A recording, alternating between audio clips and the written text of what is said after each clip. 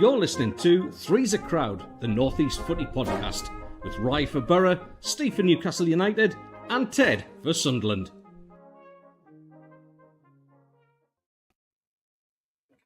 Good morning, everybody. Good morning, everyone. Welcome to the best North East football podcast going around. It's Three's a Crowd with Steve and Ted and myself, Rye. We wish you a very good morning. Hope you're all fantastic, safe and well in this beautiful and crazy world of ours. I'm joined, as always, by Steve Wraith and Ted the Mackem. You can make sure to follow them at NUFC Matters and at Ted the Mackem for your respective Newcastle and Sunderland news, and me, Adam Richter's, for your Middlesbrough news. We have got a massive show, an hour.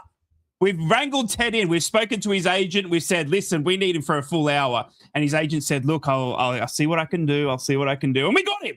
So we've wrangled in Ted the superstar for a full hour.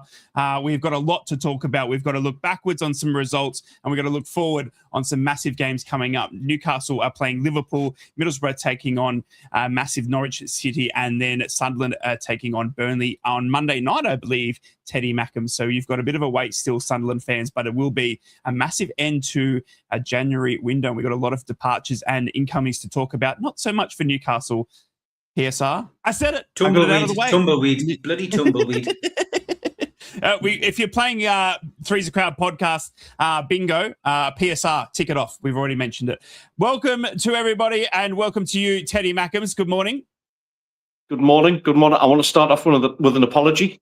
I apologies to my sister Gillian for wearing the glasses. I'll not say what she says I look like in these glasses. She's not a big fan of them, but my good ones are back at home. And yeah, I apologise. Speaking of which, the eagle-eyed among you last week will have noticed my little caption was "There's only one Gino." Yeah. Gino was in reference to my mother, who wasn't very well for a full week. She's been in hospital, lads. Really, really nasty infection. But as ever, in true Gino style, she's absolutely kicked its arse, and she's been released back into the home today. Mate, you don't mess with Gino. She's hard as you don't. Using a Steve Wraith quote. She's as hard as goat's knees. She really is. So, big thank you to my sister Gillian, who's been looking after her and going into the hospital every day. So I want to get that out of the way with. Family is important, as you lads know. So yes, a big thanks to our Jill for doing that. No, good on you, Gino. Good on you kicking it. And honestly, we should get all the parents on. Honestly, we should get some relatives on. I mean, we just get a relative show out there because they're all superstars, our family, and we love each and every one of them. And family always first, as always. And big shout out and love to Teddy Mackem's mum there. Teddy boy, been a good week for Sunderland. Not much in the incomings, but there's been a few outgoings that I want to talk to you about. But I have to say good morning to the big, beautiful Stevie Wraith, who's a bit sore. And I don't know about you, Ted, but when I look at him in the camera, right, I think, man, he's jacked. Do you know what I mean? I don't want to say, you know what I mean? I'm looking at him going, like, what are we doing? Game of Thrones appearance? No, I've been to the gym today, as I often do. But they do a challenge every now and then at the gym, and they've done a press-up challenge this month. So it is the final day today, and we've had a lot of banter amongst the lads in the gym. But I managed to do 81 today, and I'm not feeling too good. So I'm pleased with that. 81. That's taken us into second place, which wins us a goodie bag as long as nobody beats me 81 by the time it gets to 4 o'clock. And by the way, there are people probably sitting at home waiting to get up there. They're going to go in at 5 to 4 and beat it. But credit to a guy. I will give him a shout out, even though he probably doesn't watch the podcast, called Raymond, who is 60, who has done 106. That is incredible. 106. That's incredible. It really is. So well done to him. Doing as many pull-ups as Ted's age. That is incredible. I mean, you can't. No need. Absolutely no need. little zinger for you there, wow. Teddy boy. Zinger? That was a bouncer, mate. Bodyline. Yeah. We're going to talk about it. It's a massive week of football. obviously, Steve, it was a crazy weekend and week, for you. Obviously, Champions League against PSG and coming off the Aston Villa result. Let's talk about that first because Middlesbrough and Sunderland haven't played since last weekend. But I want to talk to you about the midweek game first against PSG. I don't want to look. I've obviously watched the back. Obviously, watching Newcastle Sunderland results just to keep my eye on it. The refereeing performance at that game was.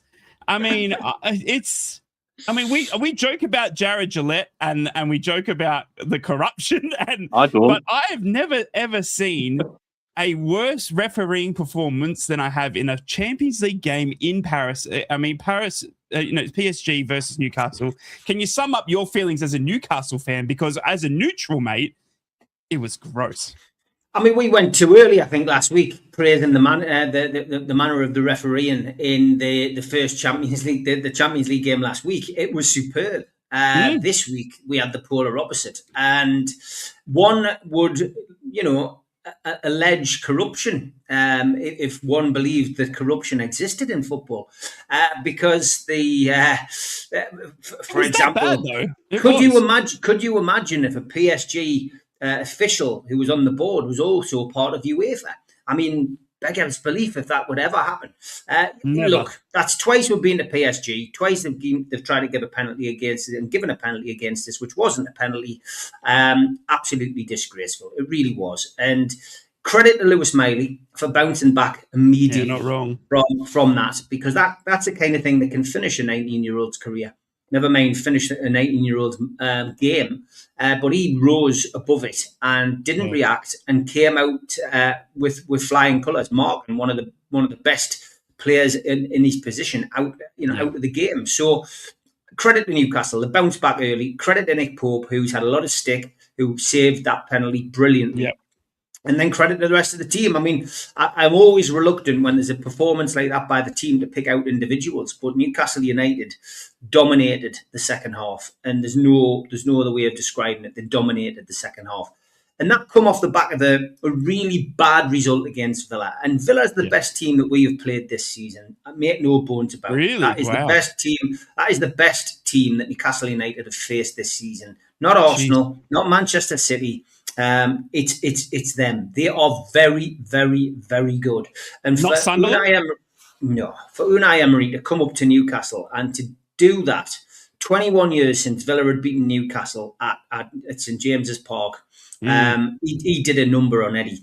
And I've got to be honest, that after that, and that comes off the back of disappointing results at Manchester United and at Wolves, sandwiched in between there. I know there's been some wins, but there haven't been convincing performances. That led me really to before the game against PSG, really to say that if this continues, Eddie's job is under pressure. And I still believe that if we continue in the same vein in the Premier League, that Eddie's job could be under pressure at the end of the season. I don't think there's anything wrong with saying that. I don't think that's negative. I'm not saying I want Howe out, I want Howe sacked. I'd love Howe to stay for the next 10 years. He's a great manager. He's very good. But I do think, and credit to him, he changed the formation. And that's what fans have been asking for. Why on earth, at Sunderland, when you're 1-0 down, didn't you bring Wisser on to play with Voldemort? Voldemort scored an own goal. He's looking for a chance to get back in the, to resolve it, but bring somebody on, give him a bit of support. Manchester United away, Newcastle dominated that game, and we didn't bring on an extra person. We're stuck with this rigid 4-3-3 and making the 3 substitutions. Wolves, an awful draw, but Newcastle, if they'd gone for it and pushed a man up front, gone to the 3 centre, gone 3 at the back and changed the formation, that would have been great. And 3 at the back's a way forward for Newcastle in this team. It showed. Alanga looked a different player against PSG. He had the freedom to get up there and use his pace, and he knew what he was doing in that formation. And I think, and again, this isn't a criticism. This isn't a criticism of Eddie Howe. This is praising Eddie Howe in a lot of ways, but it also shows that in football, sometimes you need a little bit of fortune.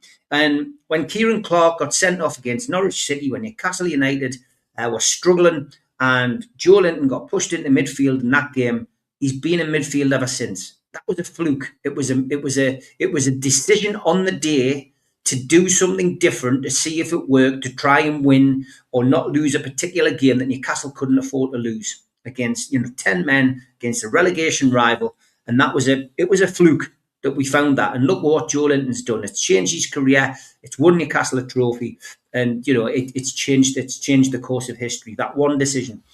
I'm hoping that what happened the other night, because Dan Burn came back in, because Botman is back on form, and Botman and Chow are very, very good pairing, right? I've said I would say, the Botman we've been watching up until the last few games. I've been saying I would put him on. I would get rid of him. He's a sellable asset because he's just nowhere near what it was signed.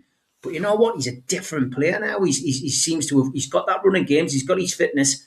And finally, we're seeing the Botman who arrived at St James's Park. So because to play Burn, who's such an influential part in that dressing room and an influential part of the team, he's had to play 3 centre-halves. And he's played 3 centre-halves before. But that's the reason, because he wants Burn in the team. He's too big a player to be sitting on the bench. And it's a plan B. It is a plan B. It is a plan B. And for me, he's changed his formation. So that's what you've got to do. And I'm not saying go out every game now with 3 at the back, Eddie, but at least you know now that you've got that opportunity now. You've got that in your locker. So use it, And if need be, you can go to 3-5-2. You can have Waldemar and Wissack playing up front. But you've got to be a bit more fluid. He said at the press conference yesterday, I'm always doing that. We change formation all the time. But you don't, Eddie. You don't, man. We can see it's 4-3-3 and you're doing the same old thing. So, look, well done to Newcastle. Credit to Newcastle. It's not a moan, and I think we're all very happy. But that's it. And look, as Craig says, you start with plan A, then change to plan B. He started with a back 3. That's his plan A. So I mean, look, I just genuinely think that it's just nice to see, and credit to the lads and everybody, Eddie and the team as well.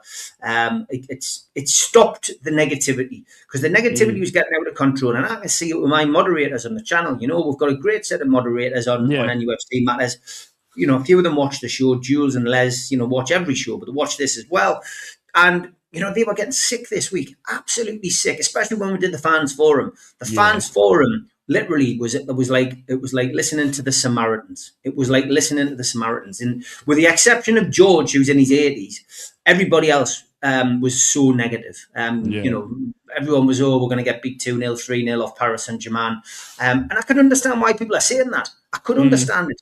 We've just come off the back of a bad result against one of our rivals, off the back of other bad performances. I can understand. But, it's amazing what happens with one result. So let's see what happens now. We've got a huge, huge week. We've got tonight, obviously, against Liverpool. Then we've got Man City on Wednesday. Dare you believe? I said at the end of that game, it's half time. It's 2-0. But people go, but we don't win at Man City. Yeah, we don't, but it's a semi-final.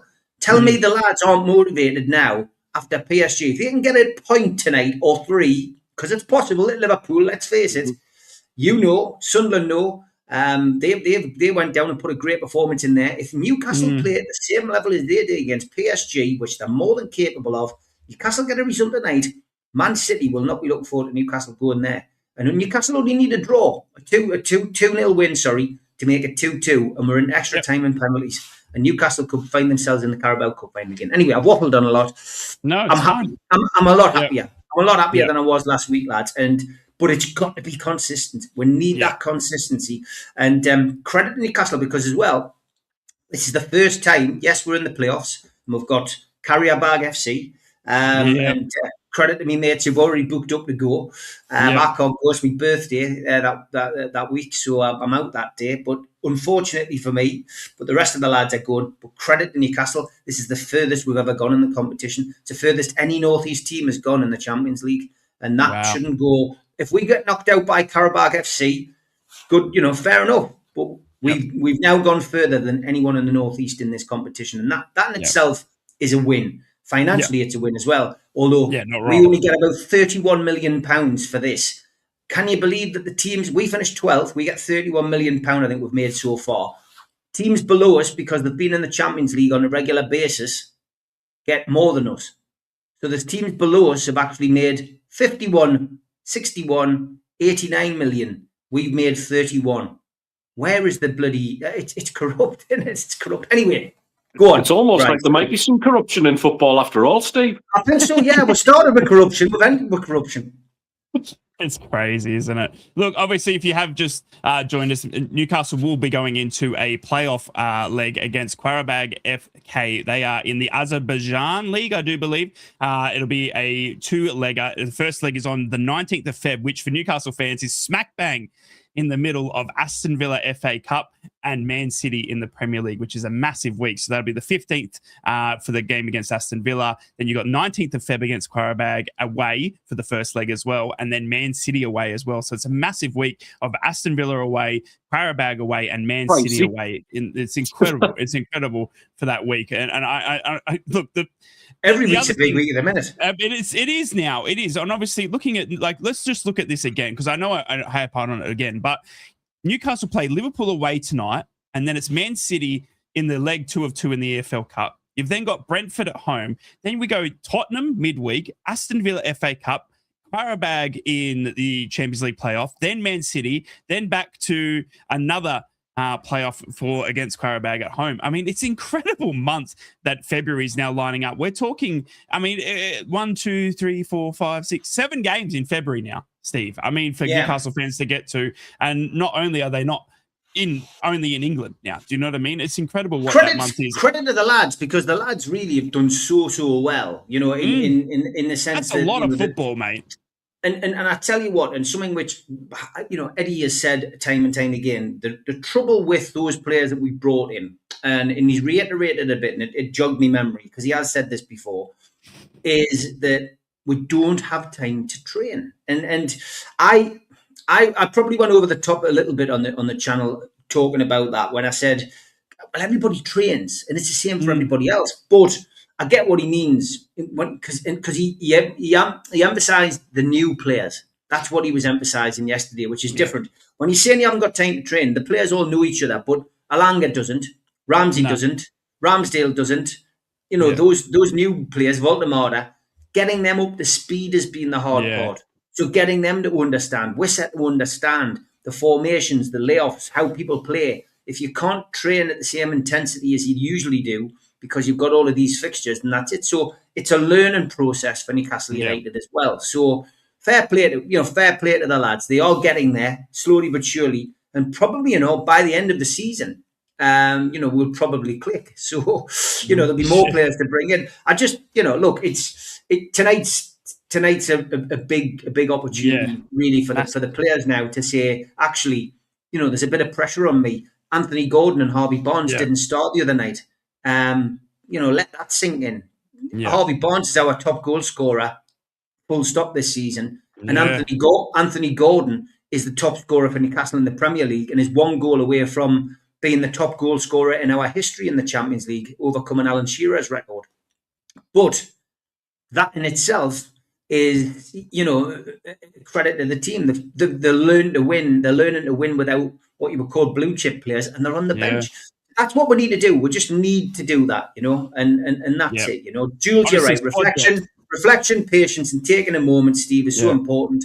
Not jumping on the bandwagon of social media witches. It is, Jules, but again, football is an emotional business. Watch Rise live podcasts. If you ever get a chance to watch Rise, I don't do them, but Rise does them, and they're great. And that shows you the way he does it. That's how we get on so well, because he's got the same passion as I have, and Ted has about Sunderland, but he lives it out online, and it's. We're all entitled to opinion, and I do say that is the mantra on NUFC Matters.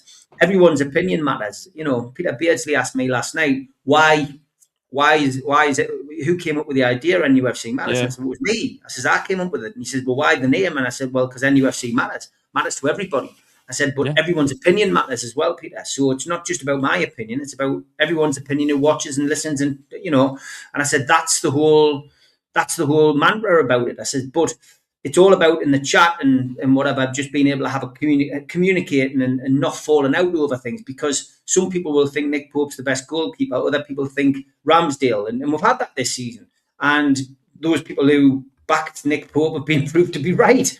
And then you've got arguments over, well, should Eddie Howe stay and should Eddie Howe go, which is ridiculous. I know, but people are entitled to an opinion about the manager's job. It'll always happen when bad results happen. So, it's what makes football great. It's what makes it so passionate, and it's what makes. And I never say Newcastle fans passionate. It's North East fans passionate. It's why we are the most passionate fans in the UK, because our lives rotate around our football club 7 days a week, 365 days of the year.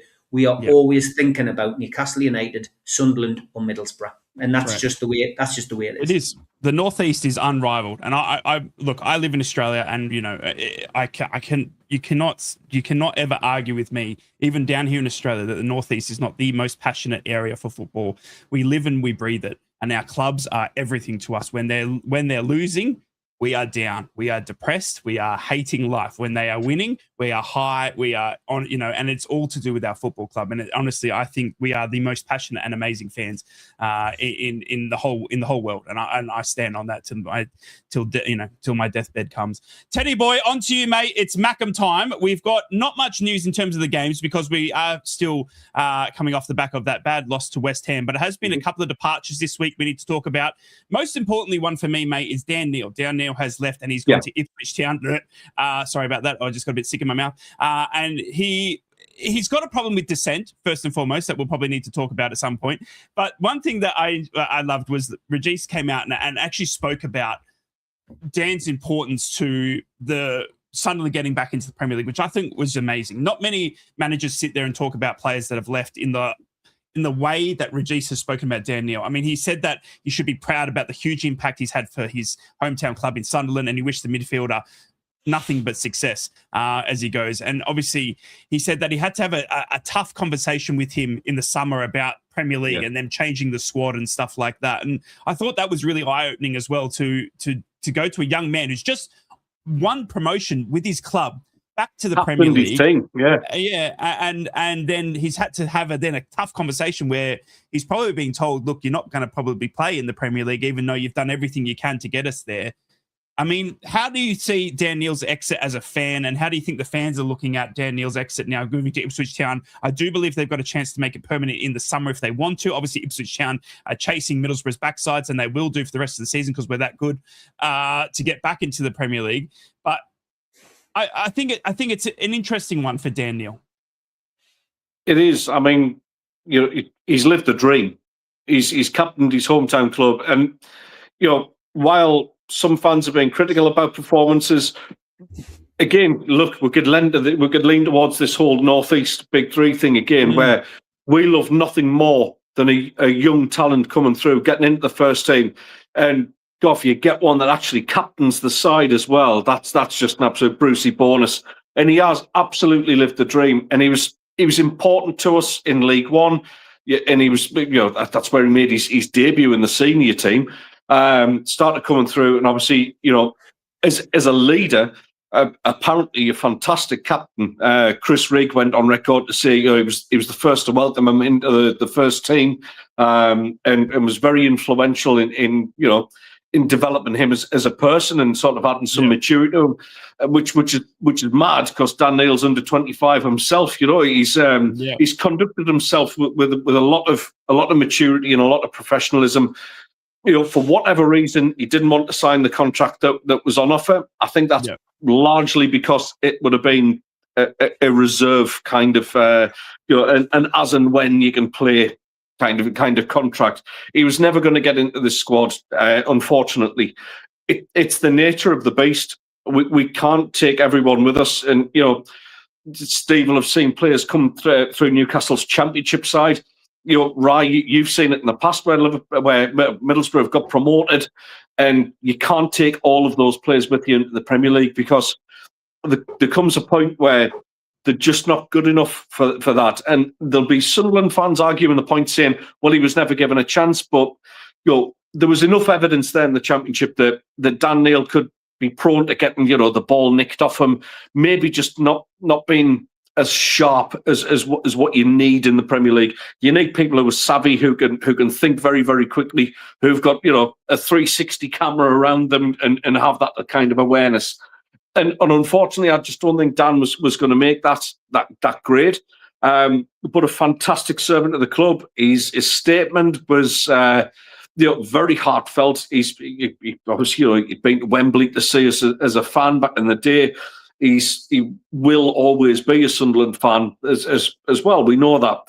It's sad to see them go. It really is. It's you want them to be. You almost want them to be better than they are, and for that need to have local icons coming through. But it's the end of an era. I mean, for all his age, he's actually been involved with the club for 18 years.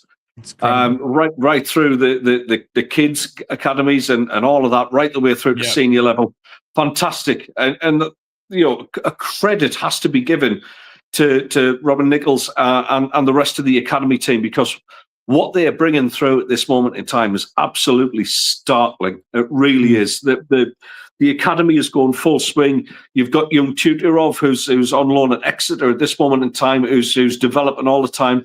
2-in-2 games for him, and you could go right throughout. A lot of the young kids. Salford are going absolutely incredible in League Two. I mean, Matt Young's incredible. He's the goalkeeper of the season in League Two. Watch out for Matty Young, because we don't need a number 2 behind Robin Roofs. We don't need to sign one, because Matty Young is that goalkeeper. When we did radio and Matty Young was on loan at Darlington, remember having Steve Watson on, Steve? Yep. Who said at that age he is better than Jordan Pickford, which for me that says it all. People like Steve Watson know football well, and when somebody with that amount of knowledge can say that about a young keeper, then you sit up and take notice. So I think Patterson, maybe not this window, but Patterson will be peddled eventually, and I think Matty Young will be the guy who steps in, and why not? He's absolutely tearing it up down there. So a couple of exits, mate. Adji Alessi has gone out on loan as well. Again, he's one of these where he's a great player, and I honestly think he's actually built for the Premier League as well. He's got that kind of athleticism about him. It's just the injuries. He's so injury prone. You worry, and I'll keep an eye on it as well. This loan spell he's gone on, because if he breaks down in an injury this time, that's it. It's game over. He was signed from West Ham, and a lot of West Ham fans were actually upset that they let him go. Because they saw a lot of potential in him as well. And every time he's played for us, he's been fantastic, but it's just been few and far between because of those injury doubts. Yeah, no, look, honestly, it's been quite tough. I think one of the big things for me, Teddy Boy, on the back of Dan Neil's exit as well, is the untimely injury to Xhaka. Now, I wonder, I just want to see on your thinking pattern there, do you think Dan Neil could have stepped in for Xhaka? I mean, obviously, Regis doesn't see it. He thinks that Dan Neil was still available to go. But, I mean, we have heard midweek that Xhaka's now going to be out for up to 3 games. I mean, do you think that there's good cover for the next 3 or 4 games there with letting Dan Neil go? Because for me, Dan Neil obviously would have been that Xhaka replacement. No, it's he would have barely made the bench in light of the Xhaka injury, which, I mean, he's going to be out another 3 weeks. In that time, we have look, every game's a big game in the Premier League, of course it is, but even then, I think there's depth in the squad where, we might have to shuffle the system around. Regis Lebris actually said that in the presser yesterday, that we have to find a solution to that and maybe a different kind of shape. But for me, somebody like Gertrude, who can step in, he's the only one for me who can do that job that Xhaka does, where he drops deep and takes the ball off centre backs and then starts moves off. He's the kind of player that can come into that. Dan Neil's never going to be that kind of player. He's box to box. He likes to get forward a bit. We don't need that right now. We need somebody with a bit of discipline. If anything, if Gertrude doesn't get a go at it, I would honestly love to see Chris Rigg given a go at it. Because I honestly think that there's much more. It's been kind of unfair on Chrissy Rigg because he's been pushed out on the right-hand side when he's played. That's not his game. He came through as a youth player in a central position. Excuse me. We've got a Saharan dust cloud over here at the minute. It's absolutely killing me. It's torture, absolute torture. I would love to see Chrissy Rigg given that goal, because when he talked about, Granit Xhaka coming into the club, and he said there was absolutely nobody better who he could learn his trade from. He's a left-footed centre midfielder. Chrissy Rigg likes a tackle as well. For all he's very slightly built. He needs to put a few puddings down him, and fill out a bit. But somebody like Riggy could actually step into that role eventually. I'm not saying right away. But the strength and depth in that midfield, we've got Habib Diarra, that's going to be like a new signing for us. Yeah. He got on in the second half against West Ham. He was probably one of the biggest positives out of that game in general. There weren't many to pick from, but yeah, listen, the strength and depth there, I don't think it would have affected the decision at all. In fact, they knew about Xhaka's injury anyway, and they've still let Dan Neil leave. So I don't think he was ever in the reckoning, mate. And that's I've got every faith in Labrice's decision-making process.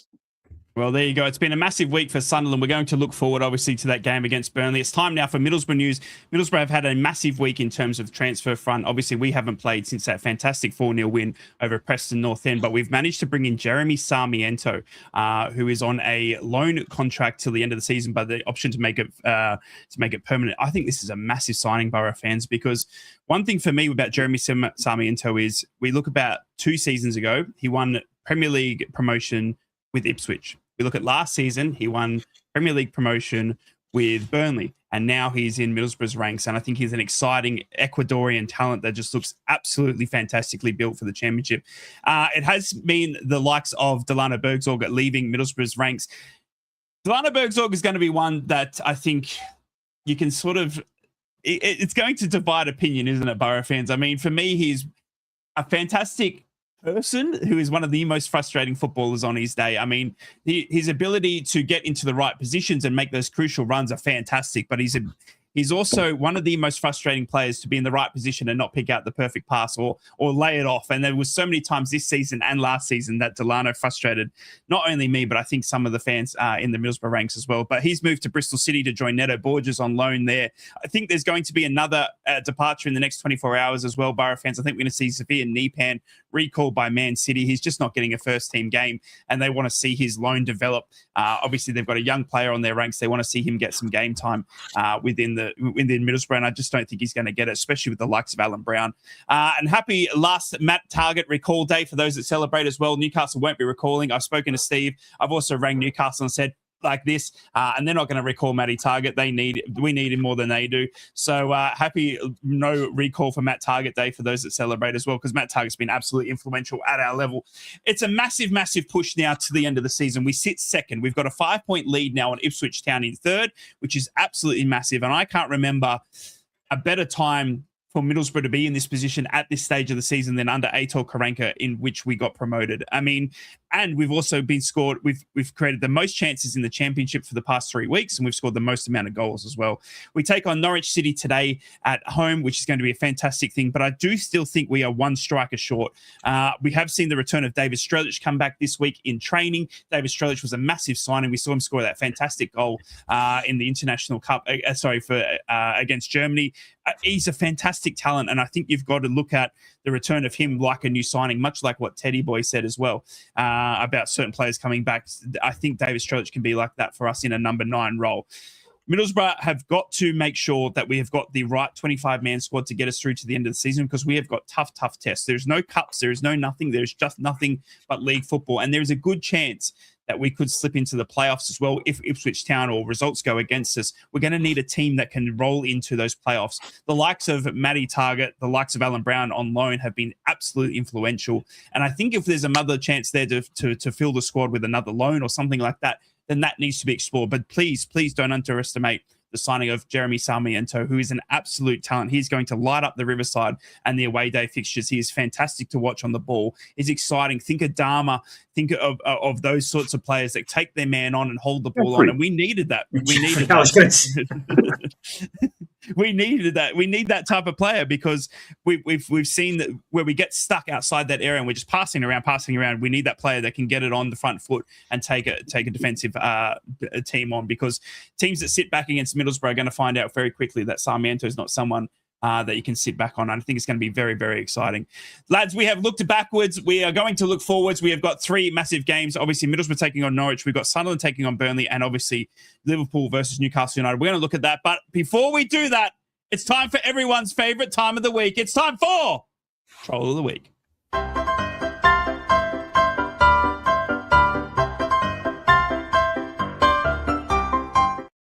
And breaking news, Donald Trump has just ended the war between the Beckhams.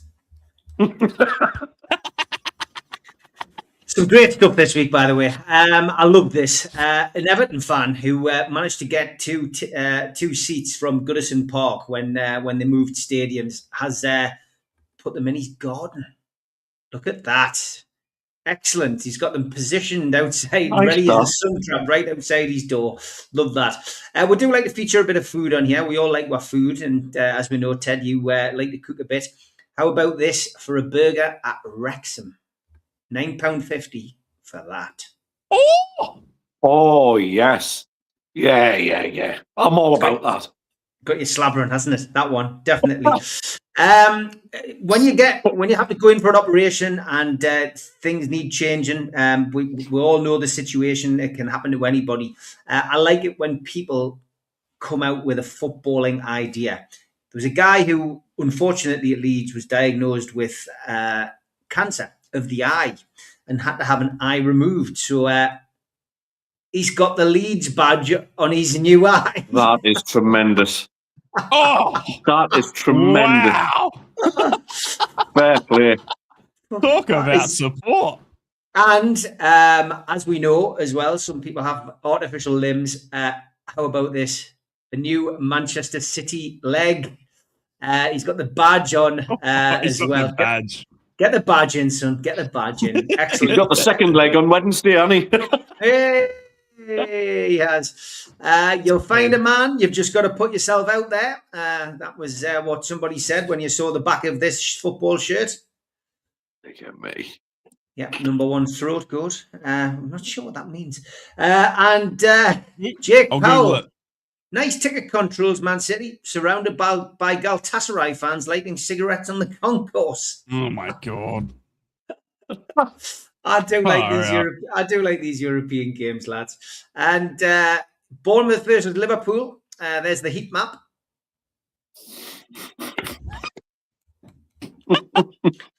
Don't know who draws these days. And I did love this at that game. That's what a super chat's for, isn't it?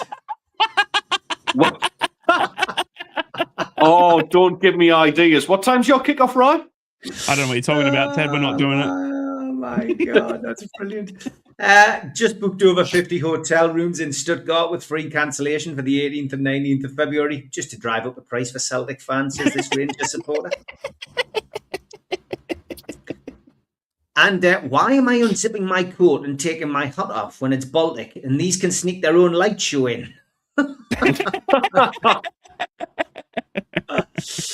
This made me laugh as well. The comments on this one were brilliant. Truer away, but 320 miles away at home. Come on, Braintree. Somebody said, "You're not quite at the game, mate. You're not actually at the game." I think he knew that. And the winner this week was this by a country mile. Just got the keys to my new house. Who's coming round for a cuppa? You ain't got no cups.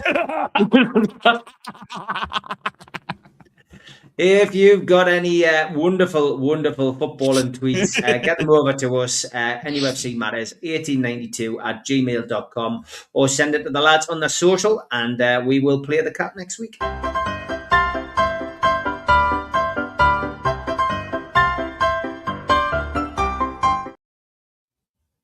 Good morning and welcome back to Three's a Crowd podcast, the only Northeast football podcast where we bring a Mackem, Geordie and a Middlesbrough fan all together to discuss, banter and have a bit of a laugh about the best footballing teams in the Northeast. It is incredible to have your company and we thank you all for watching along and enjoying our content as always. We are live every weekend with Three's a Crowd. We are looking forward now. If you missed any part of the show, you can watch it back on NUFC Matters on YouTube, at Ted the Mackham on YouTube as well, or at Invictus. And we will obviously answer any questions in the comments as well as best as we can. Let's look forward now, as Middlesbrough have got a fantastic opportunity to solidify that top 2 position against Norwich at Norwich against, oh my God, my words!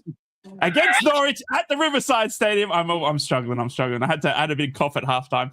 And then Newcastle are obviously away to Liverpool, and then Sunderland do not play till Monday night against Burnley. So we're going to look forward to that one. Let's kick it off with you, Teddy boy. Obviously, Sunderland going to have Burnley coming to the Stadium of Light on Monday night, I do believe.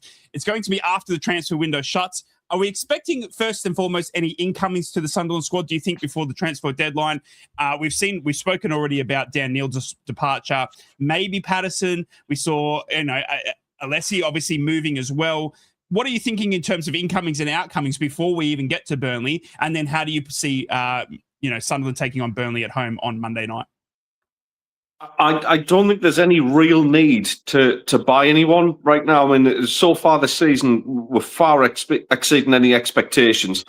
So, the idea was to stay in the division. I think we've got more than enough about that squad to actually stay in the Premier League this time around, which I never thought it could be this kind of comfortable this early. But, it's looking good for that anyway. Yeah, for that reason, I can't see us bringing anyone in. We've got to keep our powder dry a little bit with obviously, I'm going to say it, PSR.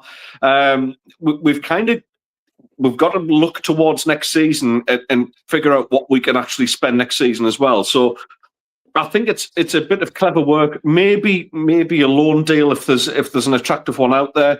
But right now, no, I can't see it. I think it will be a case of clearing the decks a little bit more. There's been some surprising rumours, in terms of Isidore was linked with the move to Besiktas, because this is the merry-go-round that the Tammy Abraham transfer caused. So there was a rumour there. There was also a rumour that Paris FC were actually taking a look at Mayenda. But none of this, I don't think, is going to materialise. We're not in a position to let key players like that go. Yeah. And they're important to the squad right now.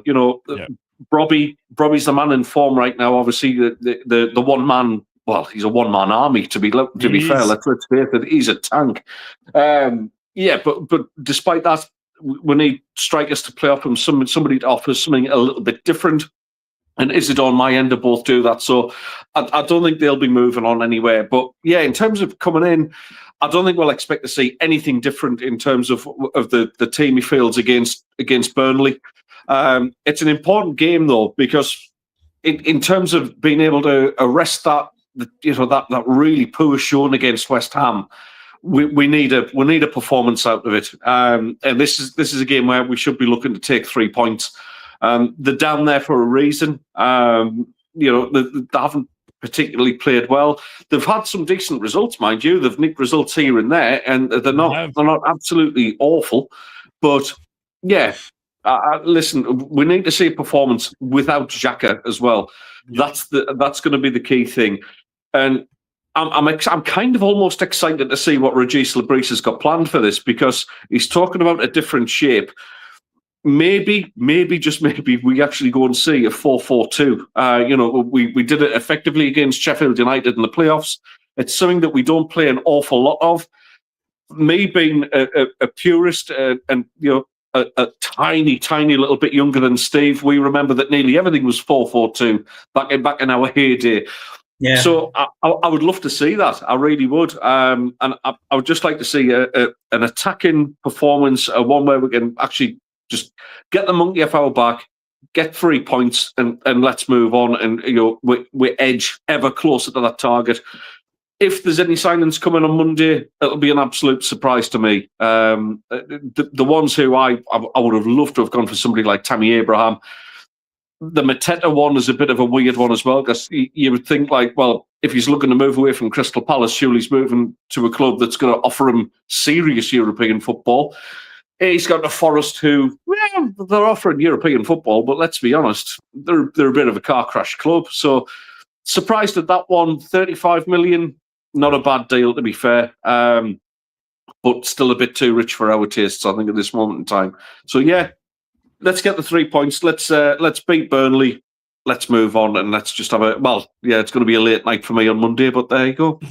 It is going to be a late night. Obviously, Burnley have decided to stick with Scott Parker, which has been interesting to me. I think Burnley have been sort of floating around that area where you think Scott Parker might not be able to continue, but obviously they did a fantastic job in the championship, and it does look like they are going to be bouncing back down to the championship if the results were to continue for them. Obviously, Sunderland looking to solidify their place. You're still just under those 40 points needed, that magical number, Ted, that everyone's talking about staying in the Premier League, which would be the goal, I think, from the start of the season. Obviously, it's a tough run for Sunderland, though, after Burnley, mate. You got Burnley at home, but then we've got Arsenal away. You then go to Liverpool. You host Liverpool, and then you got Oxford United, I think, in the fourth round of the FA Cup, which obviously will be a little bit of a... that's 9 points and progress through to the next round. Yeah, well, what's the problem? It's going to be an interesting run into February, I think. And obviously, we spoke about the amount of games Newcastle have. Well, with your progress in the FA Cup, you do have a lot of games coming through February. And it's going to be interesting to see where Sunderland end up at the end of February.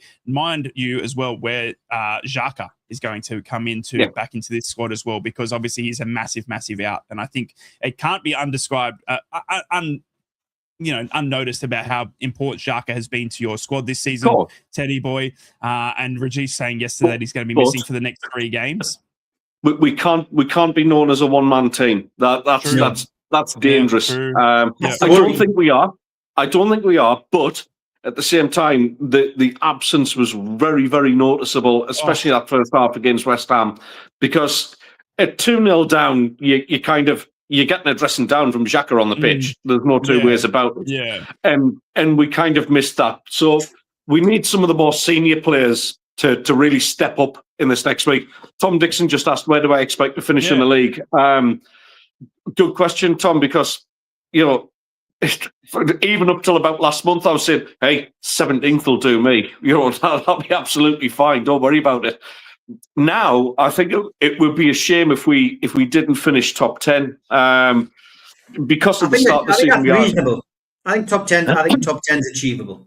Yeah, honestly, 10th or above would be absolutely amazing. I'd be more than happy with 10th place finish this season, without a shadow of a doubt. So that's where I'm going to hang me hat on, Tom. I'd hang me hat on now, but my hair's a clip. Well, I wanted to bring this up to you as well, because the supercomputer has been out this week, lads, and it has predicted the end of the season Premier League table. And I wanted to think about your thoughts about this. They have predicted, now this supercomputer puts all of your money into RAM and AI and everything like that. I don't know how it does it, but it's smarter than all of us, apparently. It is predicted that Newcastle will finish 7th on 54 points and Sunderland will finish 14th on 49 points. The 3 teams to be relegated will be West Ham, Burnley, and Wolves, and Arsenal will win the league. Ted, 14th, 49 points. You'd take that, right? Mate, this is the same supercomputer that had us relegated by Christmas, so you can shove your Sinclair ZX Spectrum up your backside and crack on. Yeah, it's an absolute load of tosh. I don't know who writes this crap. Honestly, I really don't.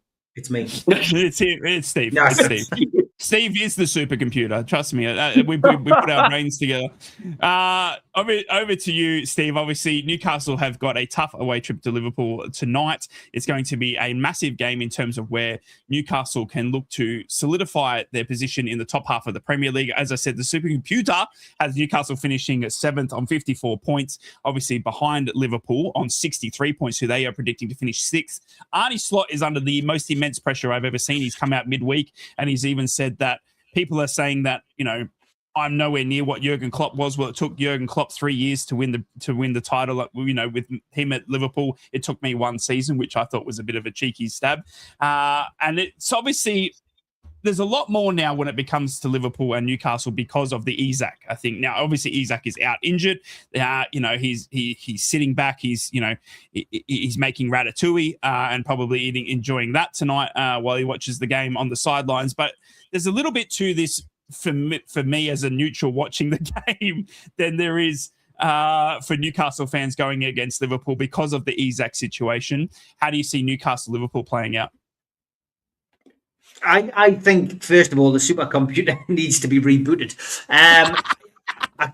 Although Newcastle's away fixtures are ludicrous. Our away form has been the talk of the town. Everybody's really bamboozled why Newcastle, haven't really been on form away from home.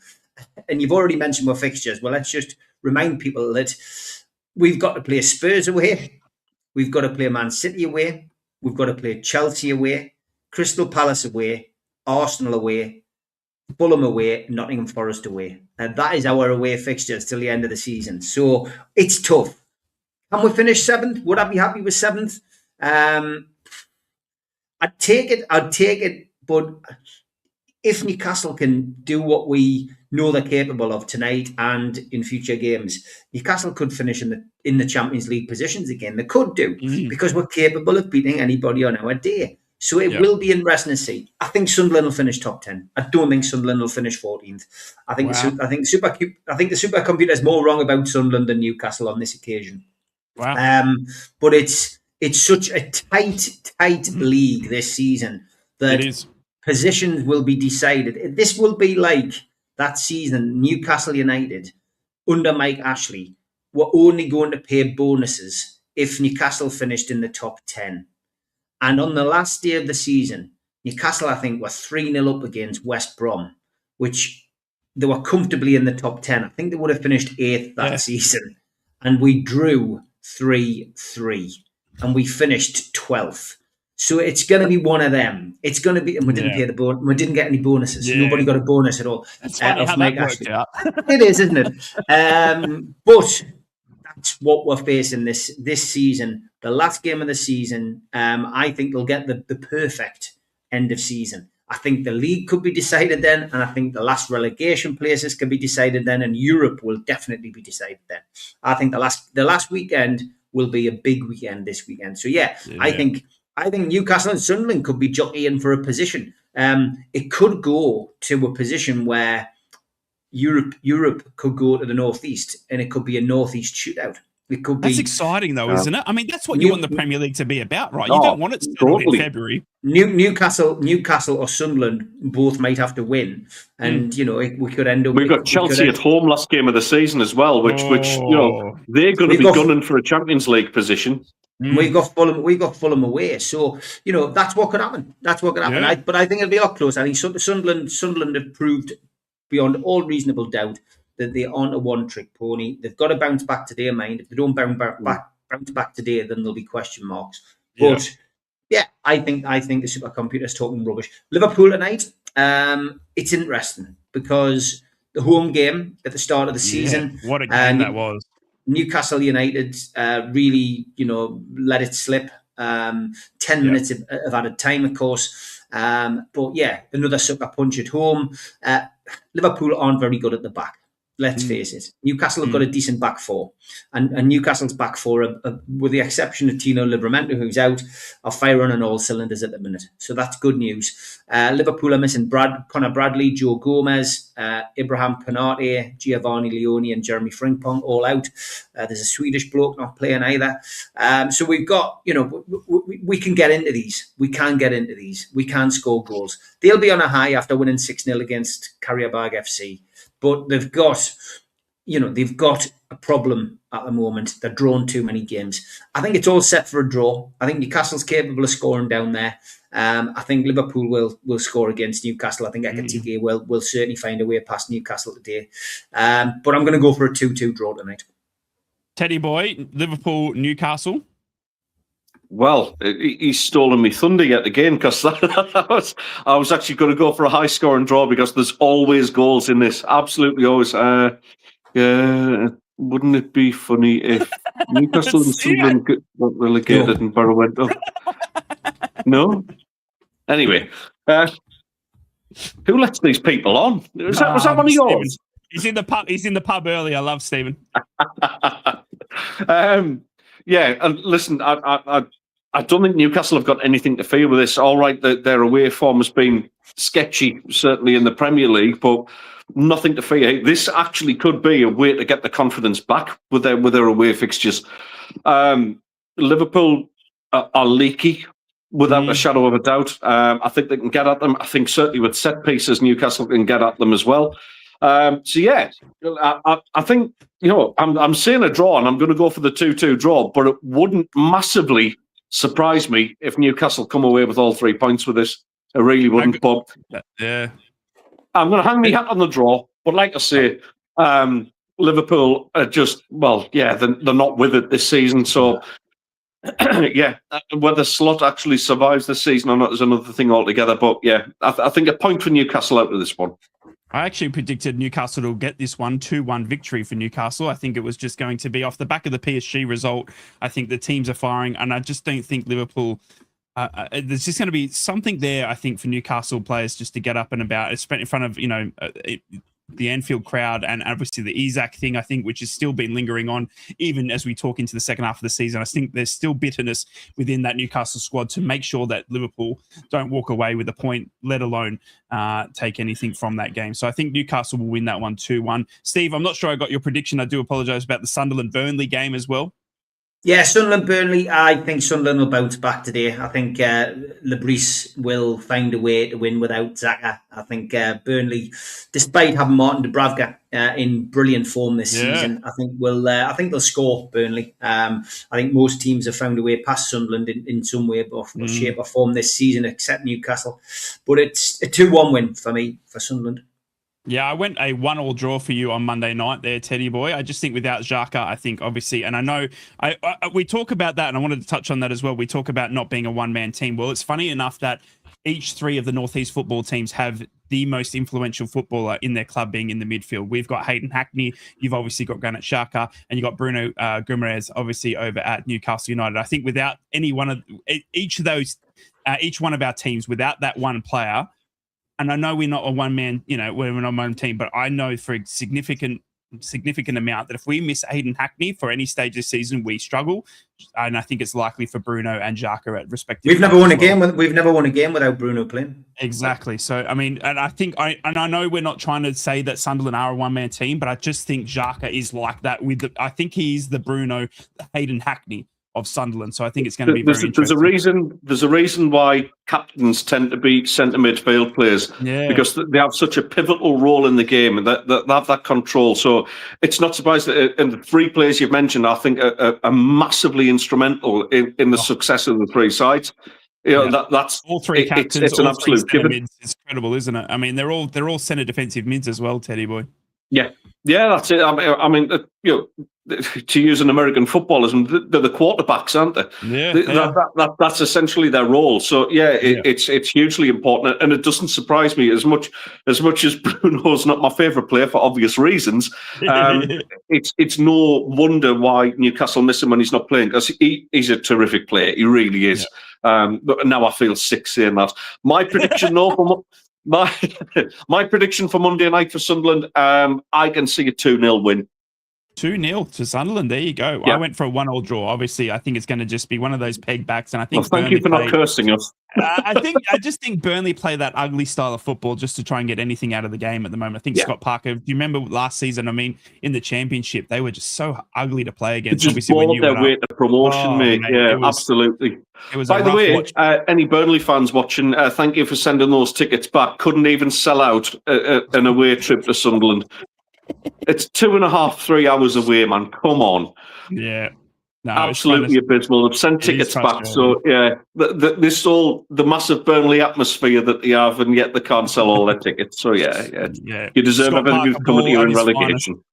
Middlesbrough take on Norwich City at 3 p.m. It's going to be a massive game for Middlesbrough because Norwich have found some form under Clement. Obviously, the ex-Rangers manager is now there in charge after Liam Manning got the sack. Middlesbrough go in as the team that's created the most chances and scored the most amount of goals in the championship for the past 3 weeks straight. Kim Hellberg has got us firing, but we've also got the boosting sighting of Jeremy Sarmiento. Kim Hellberg played down the fact that he might not start because he hasn't been training with the first team squad for a couple of weeks. Obviously, he was left out of his current loan, but he has been brought in to light up the Riverside is what Kim Hellberg described him as, and I think he's going to do that. I think he'll be on the bench today, but look for the inclusions of David Strelich and the return of my GOAT, Riley McGree, Middlesbrough fans. I think he's going to maybe start today, if not Leo Castle-Dean as well, to continue his fantastic form. He's one of the top scorers in League One, came up to the Championship, and I loved what Leo Castle-Dean was about against Preston North End last week.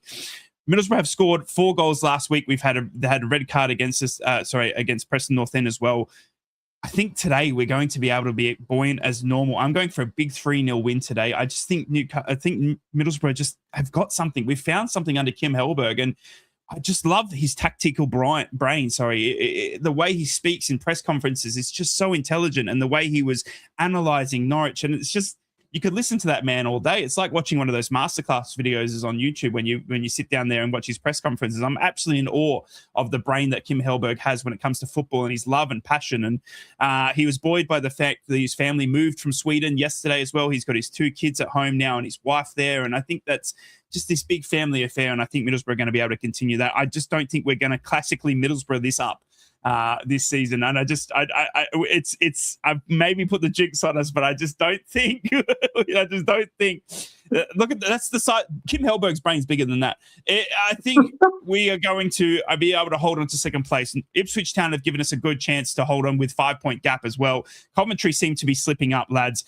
Big 3-0 win for Middlesbrough against Norwich City at the Riverside. Teddy boy, I'll start with you, mate. Middlesbrough, I'm in love with them at the moment, mate, as much as I am every day, mate. But I just, sitting in second, I'm daring to dream, mate, and I'm starting to get that little bit anxious about how positive this season could be. In the 2 seasons, 1.5 seasons that we've been doing this show, yeah, I never had on my bingo card Steve showing a picture from Mekon from Dan Dare Comics. That is such a niche sci-fi comic book reference. I've got so much more respect for you for finding that. That is just incredible. Absolutely incredible, Steve. Yeah, that's blown me away a little bit. That's a hark back to my childhood for sure. But anyway, listen, it's all looking very, very positive in Borough's Garden at this moment in time. Hellberg's family moving over. That's of course going to be a massive thing for him. Yeah. He's coaching well, clearly. The team got some real belief about them, and that's why I'm going for 0-0. Right, let's get Ted off the air quickly because he's obviously drunk. He's got paint fumes going through his head. Stevie, thank you so much. That was what we needed to have. And Steve, obviously, Middlesbrough are looking to continue that bounce. Norwich are in good form. They are relishing down in 17th in the table, mate. But under Clement, they've got in the form table, they're second, I do believe, behind us. It's going to be an interesting affair today. But Middlesbrough sitting in second. I'm daring to believe. I'm getting ahead of myself. I'm putting the house. It's scary, Steve. I just want to be in the Premier League with you two so badly that I'm riding every single minute of it. How do you see Middlesbrough taking on Norwich City at home this afternoon? Norwich might be in the form table, but they're down at the bottom, aren't they? They're down at the bottom end of the table. Yeah, this is a win. This is a win for Borough. I'm going to go 3-1. I think they're going to tear a strip off Norwich today. So yes, it'll be a 3-1 win for the Borough and another step towards promotion, mate. Oh, it's going to be fantastic if we can do it. I tell you what, lads, it's a massive, massive season, not only for Middlesbrough, but for all 3 North East clubs. You've got Sunderland, Newcastle in the Premier League, Newcastle tearing it up in the Champions League. They've got their playoff final now. Middlesbrough sitting in second. What a time to be a North East football fan, am I right? I tell you, all 3 clubs are absolutely up and firing, and it's going to be a fantastic end to the season, and we're going to be with you every step of the way right here on Three's a Card. We thank each and every one of you for joining us. Thank you for over 500 of you watching us live right here on Three's a Crowd for your Saturday morning. We do appreciate it, and we do thank you so much from the bottom of our hearts for continuing to support this little pod, and we absolutely love it. We love getting together and having a chat every weekend right here on Three's a Crowd. Good luck to Newcastle taking on Liverpool. If you are going to that game, please be safe and enjoy that. Good luck to Sunderland taking on Burnley on Monday night, that is. It's going to be a late one for those that are watching it internationally like Ted and I, but please travel safe and enjoy that game. And for those Middlesbrough fans attending at home this afternoon against Norwich, be loud, be proud, because Kim Hellberg has got us playing some fantastic football.